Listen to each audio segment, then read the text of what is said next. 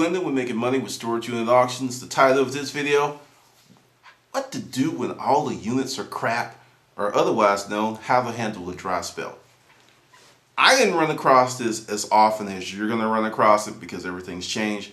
But there was periods where you go weeks or sometimes months and there just wasn't anything worthy of buying. It just made you scratch your head. It's like, what the hell is happening? Then bam, all of a sudden the floodgates open up and like every unit you see you gotta have because they're that good. So what did I do? And remember when I said that I always sourced inventory from other places because of those dry spells. There was 2 periods of the year, and the dry spells didn't happen all the time. Sometimes they wouldn't happen for a year or two, then bam, you'll have 2 or 3 months where it was just like nothing. I mean, it was just horrible, and it wasn't tax season. It was just how it happened, just how things fell. I learned how to buy from individuals, how to do what I call industrial picking, because essentially going out from garage sale to garage sale, getting a few things here and there wasn't going to be enough to feed the beast that was my warehouse. So what do you do when you face a situation like that? It starts now. You need to prepare other channels of gaining inventory, because this is what happens to many people. They find something they like and giddy up, giddy up, giddy up. They ride that pony, and even when that pony's running lame, they don't want to get off. They're like, yeah, yeah, yeah, but the pony's still running lame. You have to multi-source your inventory. It's mandatory now. Storage units were the #1 source. Estate buyouts. When I say estate buyouts, I'm not talking about going to an estate.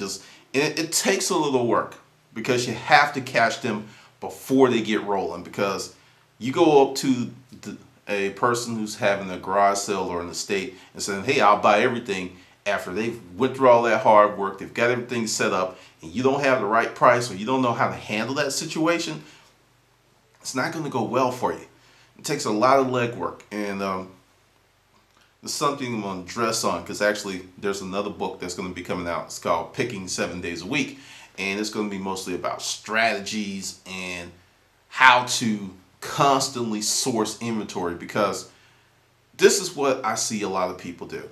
They go out and buy inventory, then try to sell. Sometimes you're going to get some stuff you can't sell, or you're not going to make a lot of money off of it. And I've seen people try to milk it and milk it and milk. And it's not going to happen. Sometimes you got to go, it's a loss, or I'm just going to break even, cut loose, and keep moving. Stick and move. You know, when I was in basic training, it's like stick and move, stick and move. You have to keep moving. And that's what saved me, because I was telling a friend the other day that if we didn't have such a strong marketing plan, we would have went under several times.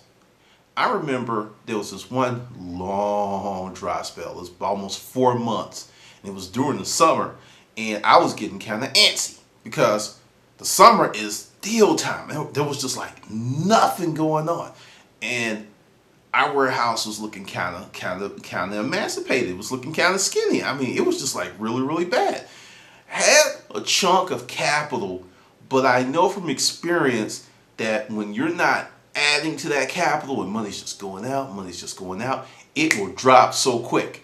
And I was like in a state of panic. And my partner and I, we had a meeting. We're just like, okay, we got to do something, because we're good right now, but another 6 weeks of this, we're going to have some serious problems, because we're going to run, bam, right into the fall.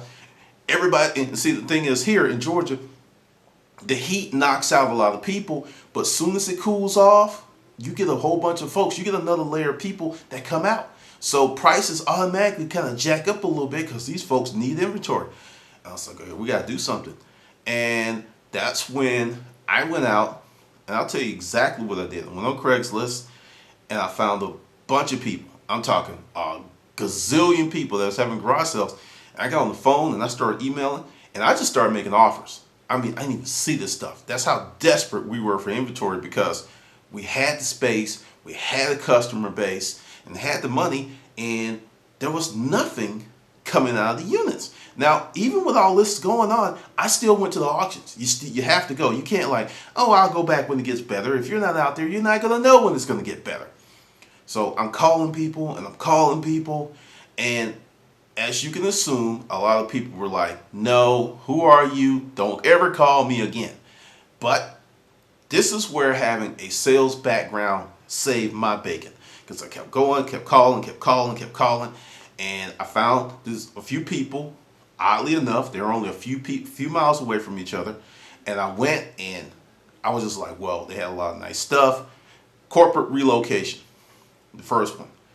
And I know what that entails. And I was like, where are you going? They said, Boston. Cost of living goes through the roof. Houses, unless they're going to live outside the city of Boston, it's not going to be cheap. They're not going to get a bigger place. And they had a ton of stuff. And I was just like, hey, well, what I do, and just to be straight up with you, I buy to resell. So if you're looking for retail prices, so someone's going to get, I can't do it. But, my benefit to you is I can buy everything. And husband and wife kind of looked at each other. And it's like, keep talking. And, we kind of went back and forth. And I paid a little bit more than I wanted to. And they came down a little bit less than what they wanted. But we worked it out, and I got 2 truckloads, 2 27-foot truckloads of awesome furniture, paintings, and everything. And all of a sudden, the warehouse was looking all sexy and sweet again. And I was like, well, it took about 8 G's to get all that stuff. 8 G's between buying, moving, trucks, and everything, because some of this stuff, I was just like, if I'm going to pay this much, I got to get people who know how to move this stuff. Because you can't, I had like 3 different load crews. I had one crew that was like super, super trustworthy. Another crew really didn't care. And I had my Latino brothers. Well, got the stuff in there and, following the stuff I had put in my books. I was just marketing. And I only had about $5,000 left after all this. But, we had stuff to sell. We knew we were going to at least double our money. We're running off into the fall. So I wasn't like, when it hit, I was going to have some stuff to sell. And, it was like we weren't going to hold that stuff. Well, bam. Did all that. Oh, I forgot. Went to the other couple. Didn't have as great a success with those people. They were like, we're not going to do it. But I did get a few key pieces. And I only spent about $1,000. But, we had stuff. And having that nice, super sexy stuff actually helped draw people back into the warehouse to buy the cheap stuff. Because when you got nice stuff, that brings people in. It's like, it's like flies are drawing the honey. That's like they may not buy, but they want to come look at it, and they may tell a friend. Well, go back out on the auction trail. Bam! 2 10x20s. Super nice. It went on for, like I said, months, and there was like nothing out there. And I'm just like, you know what?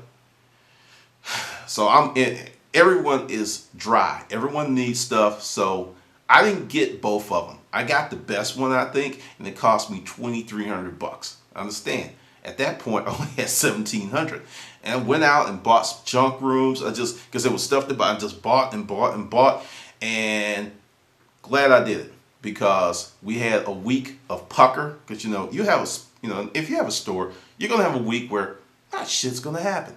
And if you are not prepared for this stuff mentally, it can drive you crazy, and it can make you lose confidence in yourself and in your business. So we spent all this money, had all this stuff going on, and had a dry week. And I was like, okay, my partner was looking at me, and I was like, look, we got stuff, the fall's coming, and we just got to keep marketing. Because the whole time I'm marketing. Just because you're marketing doesn't mean you're going to have immediate results, but you have to continue the market. Just marketing, had a dry week. Then I kind of reduced some of the stuff. I did not reduce the price of the stuff I got from the individuals, because I had a lot of money in that. But I did have a lot of wiggle room with the storage auction stuff. So I went down, marked stuff, created this big old sales campaign, and boosh, Friday, Saturday, and Sunday. And because we were dry and we had these months of not getting any stuff, I stayed open Friday, Saturday, Sunday. $7,000 Friday, $8,000 Saturday, and $2,000 Sunday. And that's how this business works. You cannot hope to make money riding a lame pony. Sometimes you have to change your course, because if I hadn't changed course, if I was so locked into I'm only going to do storage auctions and I'm not going to do anything else, or if I was locked into Another thing I want to address, this ridiculous rule of, 3 times your money. Sometimes you ain't going to make 3 times your money. Sometimes you are going to be like, a win is to double your money. Because it's not about one unit, it's about the collective units. If you double your money on some, you make 4 or 5, because I had months where, 70% of the units I bought, because, when you buy a lot of units, people tend to run you up.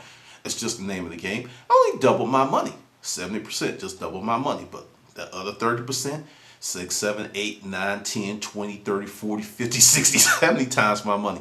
And it's the whole, that together is what makes you money. Because I tried to explain this to a guy, because he was just like, every unit I buy, I got to get 5 times my money, and I'm going to keep doing. And I'm like, you miss opportunities when you become so locked in on that one unit. Sometimes, like I said, you got to cut bait and move the boat to another pond. And that's the thing. But that's how this business works. And part of this business is you have to keep moving. You have to keep shuffling the money around, because the safe thing would have been to sit on that 15 grand and just wait it out. We had some stuff. We knew eventually it was going to break loose, but I would have lost opportunity after opportunity after opportunity, because that little thing was another lesson. Because next time a dry spell hit, bam, immediately went to Craigslist, went to the newspapers, started scouring around, and immediately started making deals, got inventory in, and it kept rolling. Because if I had did that earlier, I think we would have had similar success. And I just didn't know, because like I said, I was crazy about storage auctions, got totally locked in, and didn't want to do anything else. But sometimes you're forced to make that 90-degree angle, because you have to. And I just know how business works. When you got a bunch of money, or you sitting on some money, waiting it out may just drain your operating capital, because that's probably what would happen to us. We still had to pay bills. We still had to pay rent. It was still going on. So eventually, it got to the point where even if there was a dry spot, and really that was the longest one, because most of the time there were about a few weeks to 2 months max, but that was like really long. And also we had came out tax season too, which was like horrible. But right now, these are the things that are facing you if you're in the resale game. Tremendous opportunity right now. Tremendous opportunity. I recently put up a video, how much for this unit, and people were just shocked. I was shocked when I saw it. And I get a lot of intel. I have a lot of people in my tribe that tell me stuff. And a lot of the stuff I cannot share with you, because they're like, hey, I'm here, and hey, I'm just letting you know, and don't tell where I'm at. Because storage auction hounds are very smart, and they see a picture of a certain unit. Because the one for 25, dude said people just kind of, there weren't that many people at the auction, so that's another reason I used that one. But people have gotten outed out on YouTube because someone saw their truck. Doesn't take a lot for people to like, oh, so that's who that is. So that's another reason I can't share, and that's the thing that people want, because the TV shows, they want to see. But the people who are really doing well, the people that are making a lot of money, being on YouTube is the last thing on their mind. They will not do it. They're not going to do it, and they're not trying to go on a reality television show. But rest assured, this is a great opportunity. Yes, you will work your ass off. Yes, there will be trying times.